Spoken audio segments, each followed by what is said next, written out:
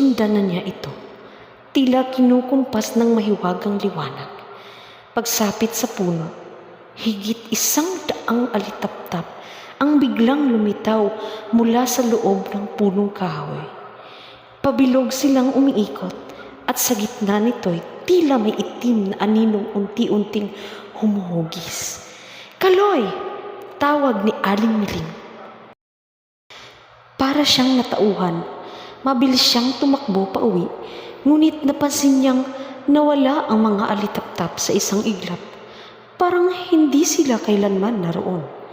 Pagdating ng alas 11, hindi pa rin dumarating si Mang Kanor. Nagpasya silang matulog. Ngunit alas 3 ng madaling araw, nagising si Kaloy sa malalim na tinig at kaluskos ng mga yabag. Hindi ito normal na tunog.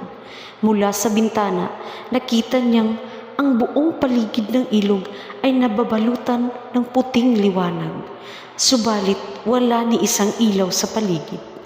Lumabas siya sa bahay. Bukas ang pinto at mga bintana.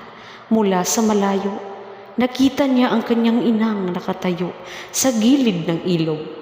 "Inay!" usisa niya. Lumalapit habang nanginginig. Ngunit hindi siya sinasagot.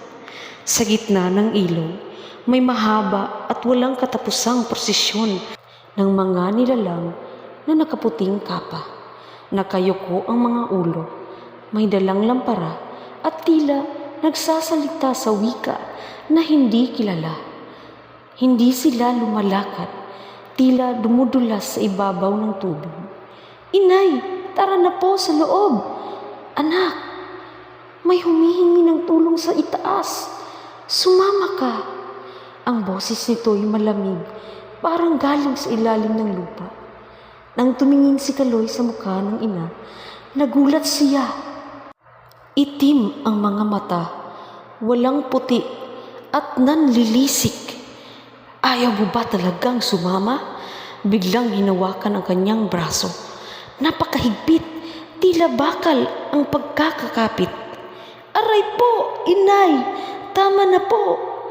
Nang lumingon siya, ang ina niya ay nag-iba ng anyo. Unti-unting lumaki ang katawan, tumubo ang balahibo sa buong katawan at naging itim at mabangis